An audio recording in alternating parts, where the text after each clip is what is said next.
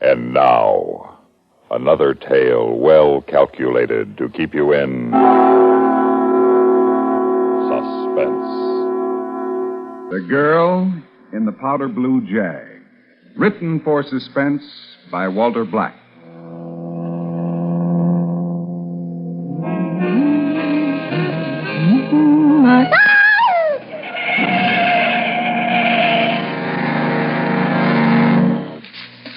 The more I never saw so much dirt in my life. The more I sweep it, the more I stir up. Oh, that's the trouble with these summer places. By the time you get them clean, it's time to shut up and leave. Oh, darn. Be right there. I said I was coming. Now, what's the matter, miss? Please, can I come in? Well, sure. What happened? You had an accident or something? Oh, I cracked up my car just down the road. There's a big wall. The beach wall, yeah. Oh, I guess I must have been going too fast. The next thing I knew, I'd hit it. I must have blacked out for a minute. You got a family doctor you want me to call? I don't know. What? I don't even know who I am.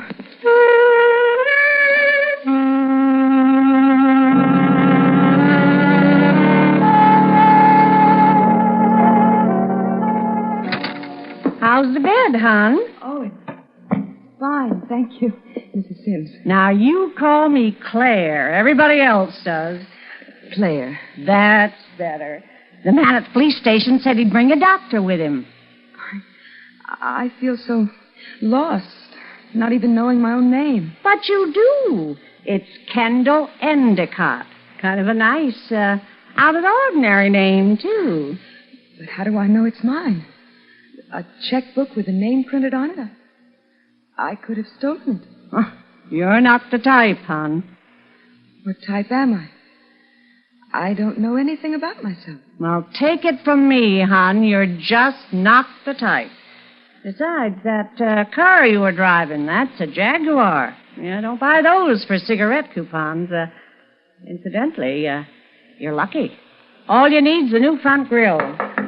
Oh, thank goodness, that must be the police. Now, no more worrying, hon. We'll find out all about you now.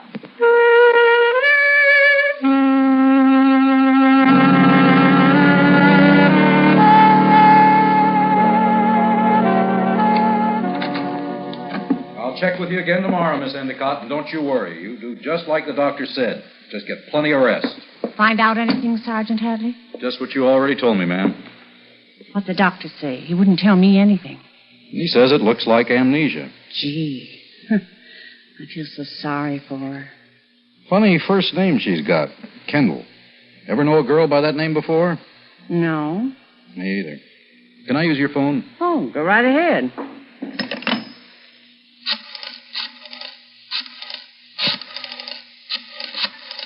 I got a hunch. I don't know if it's worth anything, but it doesn't cost anything. Hello, Standard? Let me have the editor, Mr. Jameson, please. He's a friend of mine. I've done him a few favors. Hello, Mr. Jameson. This is Sam Hadley at headquarters. Well, fine, thanks. You? Swell. Listen, Mr. Jameson, you know more about this town than anybody else. You ever meet anyone named Kendall Endicott? A girl? K, like in Kansas City. Yeah, a double L. Really? Well, yeah, sure. I'll hang on. Now we're getting somewhere. You know who she is? Well, not exactly, but he says the name rings a bell. He's going to check their morgue. The morgue? Newspaper morgue, lady, where they keep their records. Oh, well, for a minute I thought... Yeah, I know what you thought. Can I get you some tea or coffee? Oh, don't bother. Or how about something a little stronger? I think maybe I could find something. I'm on duty, Mrs. Sims. Oh, sure. But what harm could one little snort do? Thanks. Hello? Yes, Mr. Jameson. No kidding. Yeah. Uh-huh. Yeah. Thanks a lot. You've been a lifesaver. Yeah, I'll drop by and give you the whole story. Right, so long. What'd you say? Plenty. You know who your guest is, lady? Kendall Endicott, heiress to a couple of $1 million.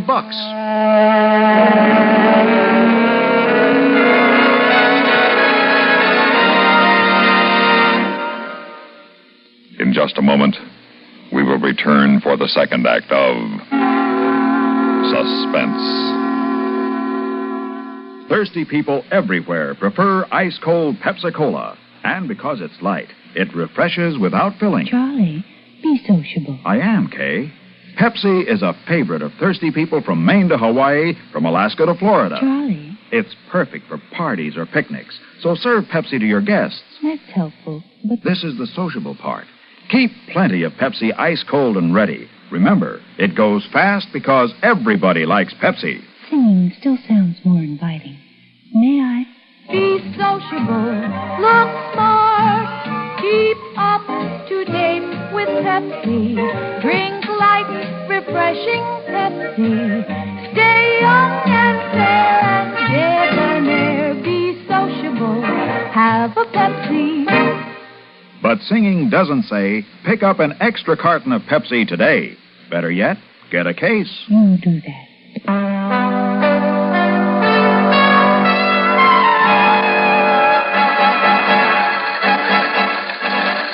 You Sergeant Hadley? That's me. Who are you? Clay Endicott, Sergeant. I've never been so glad to see anyone in my life. What'd you say your name? Endicott? That's right, Kendall's husband. I just heard about it on the radio in my hotel room. I just got to town 2 hours ago. The broadcast didn't give any details, just to contact you. Now, where is she? How is she? Can I see her right away, please? Sure. She's over on Cliffside Drive, Summer Colony, the other side of town. I'll take you over in a squad car. You can fill me in on some details on the way over.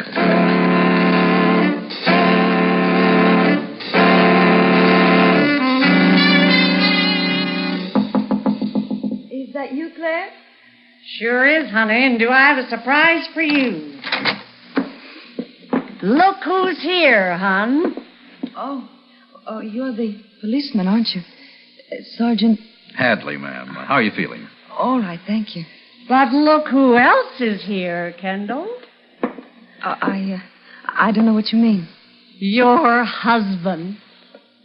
My husband? Oh, Candy, baby. Oh, darling, I'll never forgive myself for staying that extra day in San Francisco. I should have been with you. You see, Sergeant, it's the first time I let her take the Jag out alone. It's an awful lot of car for a beginner to handle. Yeah. Mrs. Endicott. Don't you recognize him? No. Honey, it's me, Clay. You have to remember, darling. You don't just wipe out 3 years like that. Now think, darling. You were to meet me at 3:30 today here in town at the Waltham Hotel. We were going to the real estate office together. Now, please, darling, try to remember. Well, I am. I'm sorry, but I can't. Oh, now, I can't. Sergeant. Yeah? Will it be all right if I talk to her a little while, alone? I won't be long. Up to her. Darling? All right. Maybe if I talk about us, some of it'll come back, darling. Now, we got back from Europe in April. Oh, no, I guess I'd better start. Gee, such a pity her not recognizing him. How'd you run into him, Sergeant? Other way around. He heard the 5 o'clock bulletin on the radio. Well, what are they doing here anyway? I mean, he said something about San Francisco. He says they came down to buy the old Murchison estate. Oh, what's that? Big place with its own private beach down past the yacht club. Oh, yeah, I've seen it from the road. Gee. Yeah, I wonder how come she came down ahead of him. Well, he says there's a kind of deadline on the property. They wanted to get their bid in first. Oh, I didn't even know she was married. Oh, yeah, that checks out. She's really rich, isn't she? So they tell me. That Mr. Endicott, he's kind of cute. Smart, too. It takes brains to marry money like she's got. Oh, Sergeant, they could be in love. Didn't say they weren't. Speaking of husbands, where's yours? Didn't you both come down for a vacation? We did. It just so happens that Joe's idea of a vacation is to watch baseball on TV in some nice dim bar with a cold bottle of beer in front of him. He could have done that back in Redwood City, but oh, no. He's got to save up all year to go somewhere else to do the same thing. Mm-hmm. You still here, Sergeant? Thought you might want to lift back to town. Oh, that's very kind of you, but... Mrs. Sims, would it be too much of an imposition if I stayed here with my wife? Stayed here? I can sleep on the couch right here. Naturally, I'd pay you for your trouble. Oh, no. Oh, yes. Why should you be imposed on for nothing? It's only that my wife feels at home here. I'd rather not move her unless I had to. He doesn't, does he, Sergeant? Not up to me, up to you. It's fine with me, Mr. Endicott. Really it is. And I know it'll be a real comfort to... Mrs. Endicott. I understand the doctor's returning in the morning. If she's not better then, he can probably recommend a good private nursing home. Well, looks like it's settled. I certainly appreciate all you've done, Sergeant. Mrs. Sims, I'll check in tomorrow morning. All right, Sergeant. Bye. Well... I would say so, my dear Mrs. Sims. I would say very well indeed. You can cut the act now. What about her? I'll sell her. It'll take time, but I'll sell her. I don't trust that cop. We have one thing in our favor, sweetie pie, time. It's after 6 o'clock. Offices are closed. By the time the worthy sergeant can check more closely into my story, and he's going to, our little pigeon will be plucked and we'll be long gone. How far have you got? To the point where even if she doesn't remember me, she's willing to take my word that I'm her dearly beloved. You would bring up the check? Sweetie pie, I know this was all your idea, but you can certainly trust me to follow orders. Naturally, I mentioned the check, casually. I told her we had only until tomorrow morning to close the deal with a down payment of $40,000. Otherwise, the real estate broker has another offer he's obligated to honor. What'd she say? Nothing. I'll bring it up again when I take her supper tray in. You? Obviously, sweetie pie. Who else but her adoring spouse? Don't worry, we'll get the money. How suspicious you think that cop is? Suspicion is a congenital weakness of all cops. I don't think he actively suspects me. And after all, my story was quite plausible. Thanks to me. I doff my hat, my dear, thanks to you. Like I always said, you gotta be prepared to grab your chance when it comes, because it goes by real fast and may never come again. Spoken like the true philosopher you are, my love. I wonder... You wonder what? What it feels like to be really married to $2 million. You keep your mind on the job. You're already married. And don't you forget who to. How could I, sweetie pie? You never give me a chance.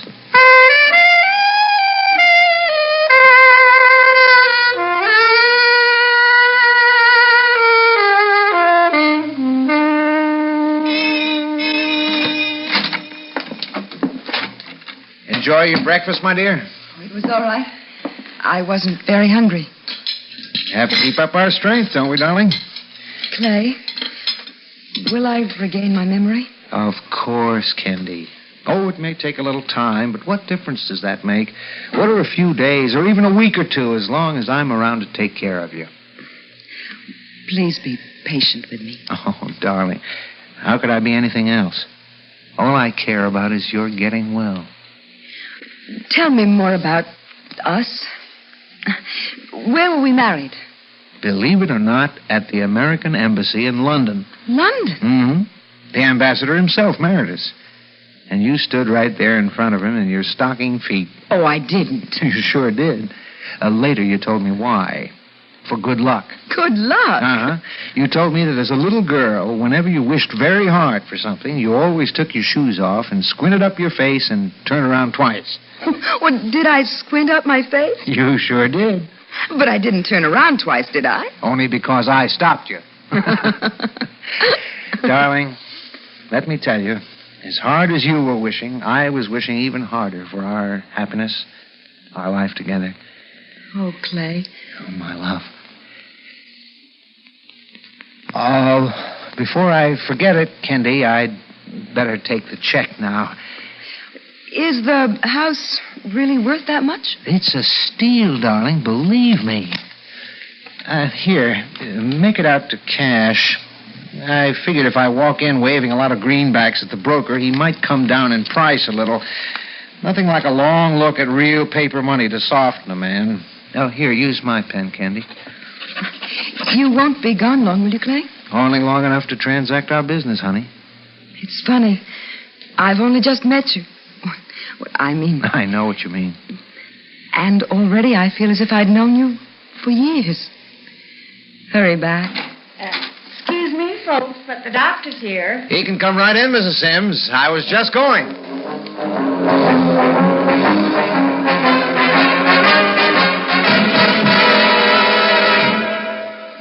In just a moment, we will return for the concluding act of Suspense. Now, here's Edgar Bergen and Charlie McCarthy. Bergie, I think someone's looking for you. Oh, Mr. Bergen. Well, hello, Effie Clinker. What's wrong? My car battery is run down. I think it's an acid condition. Oh, I see. Well, have you seen a serviceman? Well, I had a blind date with a sailor last night, but he got away. No, I mean a mechanic. Seeing you own a General Motors car, you should see your GM dealer for service. His mechanics are GM trained. They have specialized tools and factory-approved parts to provide your fine GM car with the GM care it deserves. So if you own a Chevrolet car or truck, a Pontiac, an Oldsmobile, Buick, Cadillac, or a GMC truck, you should make a date with a General Motors serviceman. Oh, that sounds exciting. Will he have blue eyes?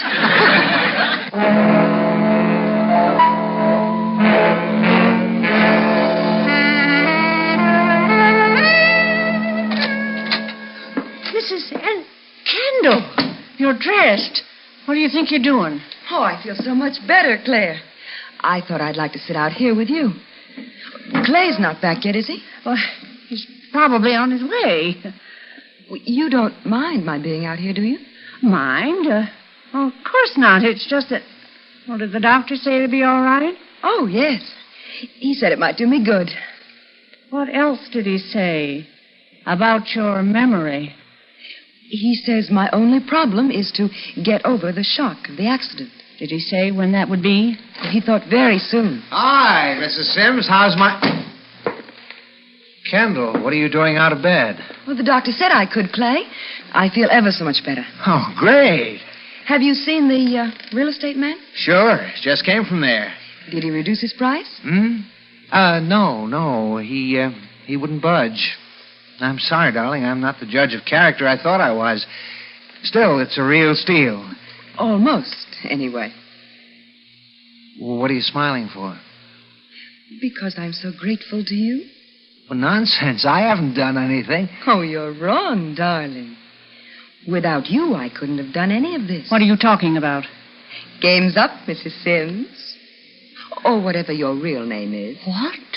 In words of one syllable, you've lost. Now, Clay, darling. Or is it Mr. Sims? I'll take that 40,000 that's making such a pretty bulge in your jacket pocket. But, darling, I told you that You've told me so many things, haven't you? The 40,000, please. Don't look at me. Oh, all right, my dear. As you guessed, I didn't actually turn the money over to the agent.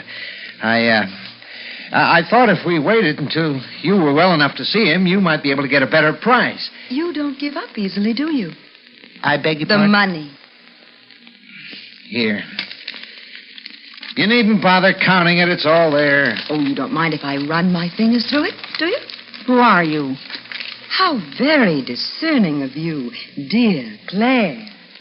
You put your finger right on it. You mean she's not Endicott? That's exactly what she means, darling.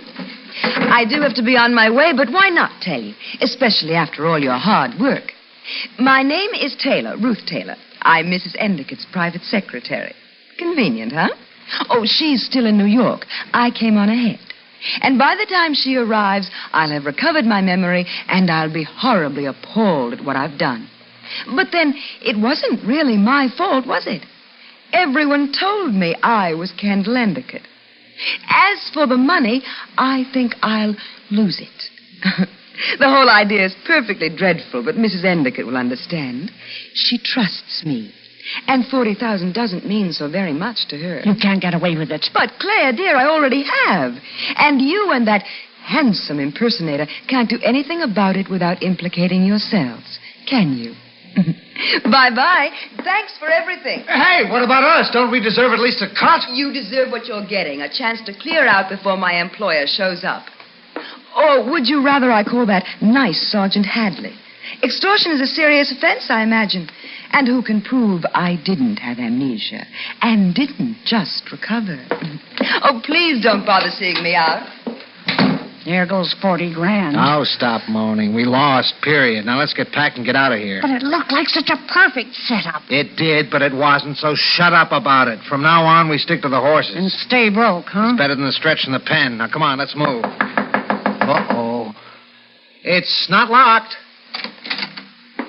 Why, Sergeant Hadley, this is a pleasant surprise. I doubt it. The car's gone. She take off? Not more than 30 seconds ago. You just missed her. Has something happened, Sergeant? You still playing games, buddy? Give me Rizzo. Al Hadley. Just missed the girl. Put out an alarm. Pale blue Jaguar, Nevada license 25KE. Yeah, I'll wait right here. Well, you almost got away with it, didn't you, Johnny? Who? John Edgar Bell. That's your real name, isn't it? And this is your wife, Miriam? Never mind us, that girl. She's not Kendall. Yeah, save your breath. We know. The real one's flying in tonight. Let's get back to you two. How much did you take her for? Well, that's it. She took us. She took the real Kendall Endicott. What? For $40,000. I cashed the check and brought the money back to her, didn't I, Mir? That's the truth, Sergeant. Can't we make a deal with you? If you take us in, it'll only cost the county the expense of the trial and tie up a lot of your time. But if you let us go, we'll be out of town in an hour and you'll be rid of us for good. After all, Sergeant, we've never gotten in trouble before, and, well, can't we have a second chance? A chance to take somebody else? No, to stick to what we know, playing the horses. Hadley.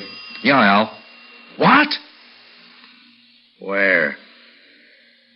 Oh, brother. Mm-hmm. Yeah. Okay. What happened? The Jaguar crashed through a retaining wall and ended up 500 feet down the canyon. What about the girl? She's had her last accident. What about us? You're coming down to headquarters for a search. If you're clean, I'll give you an hour to be out of town. Oh, thanks. Save it. I've seen grifters like you before. You'll try your luck again sometime, someplace. Just make sure it's a long, long way from here.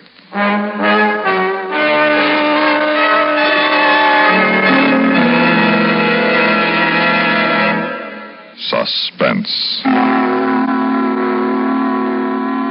You've been listening to The Girl in the Powder Blue Jag, written for Suspense by Walter Black.